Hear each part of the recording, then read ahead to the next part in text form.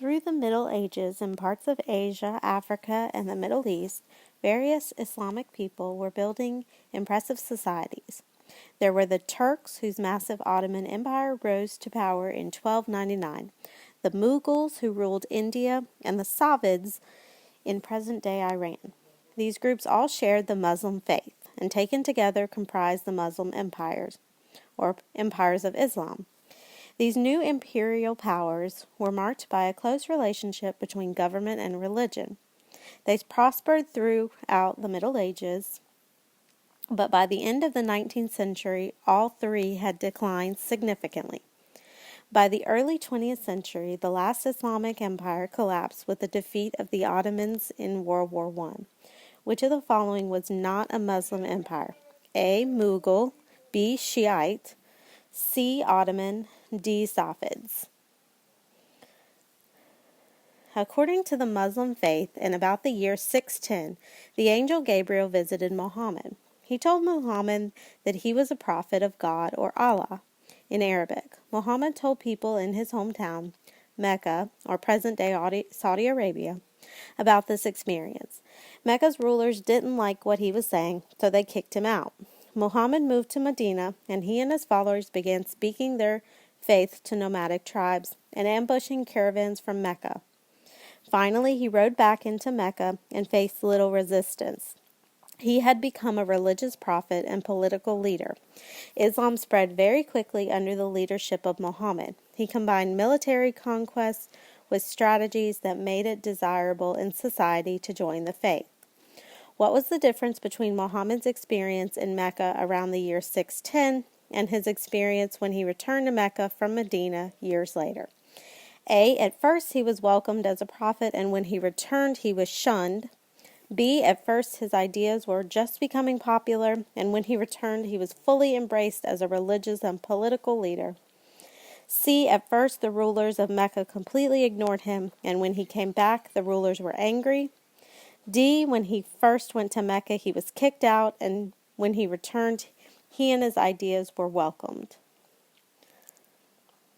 The idea of separation of church and politics was not a key principle for Muslims. Their religious leaders were, and often still are, their political leaders as well.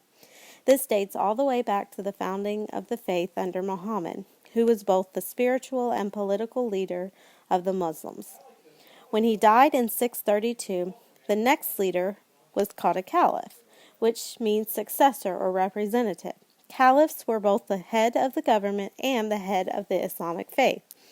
One of the most famous caliphs was Harun al-Rashid. Rashid's reign was characterized by a great artistic and intellectual growth. Some say he is the hero in many of the stories in the 1001 Nights, a collection of Middle Eastern and Indian stories. Which of these best describes the Muslim view of the relationship between religion and politics? A. Politicians should not be involved in religion. B. Religious leaders should not be involved in politics. C.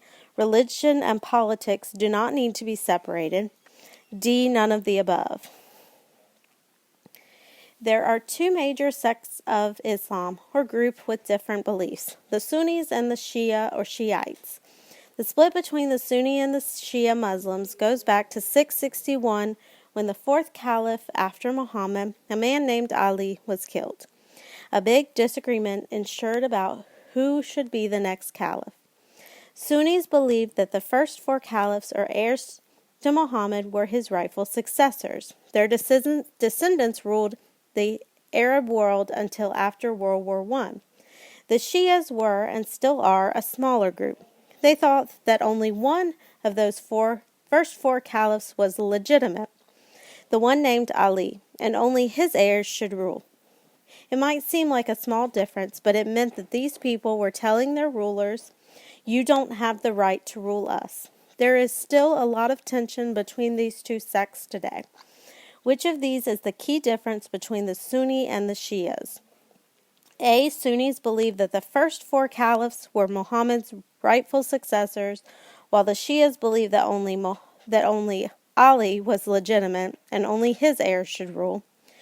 B. Sunnis believe that a caliph should be the leader of the Muslim religion, while Shias believe that the caliph should only lead the government.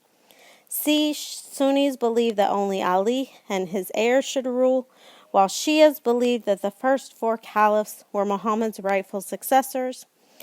D. Sunnis believe that the first four caliphs were Muhammad's rightful successors, while the Shias believe that the first three caliphs were Muhammad's rightful successors.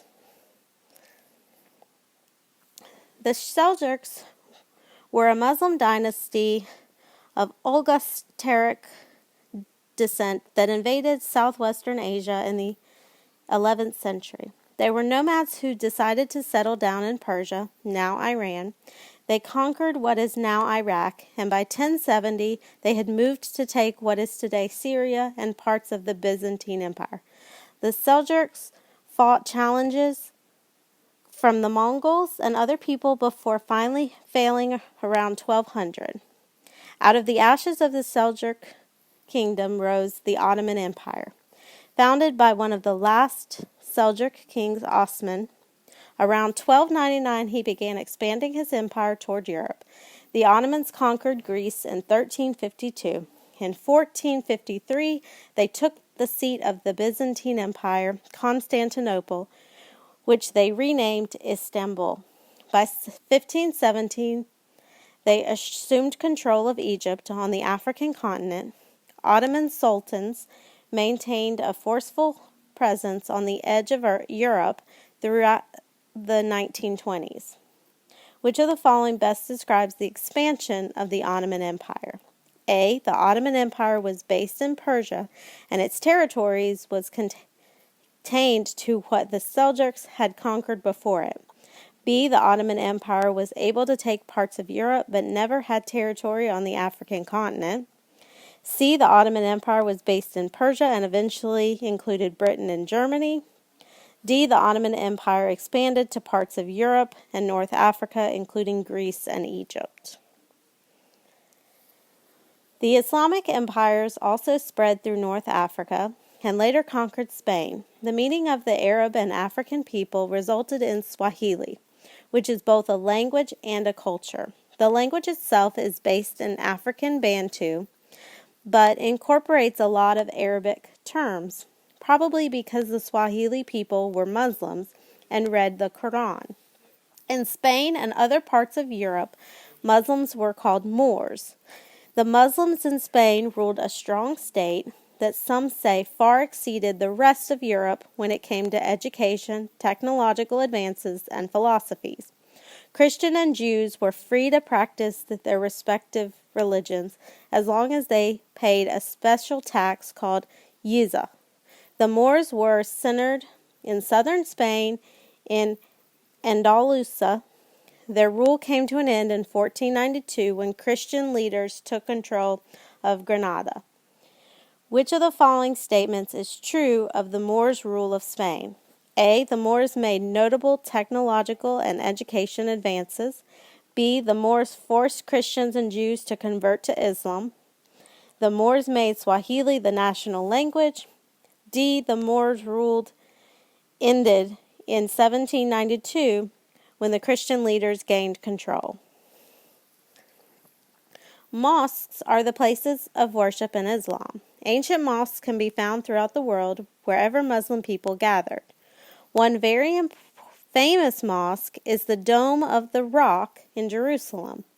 Muslims believe that it was the place where Muhammad ascended to paradise.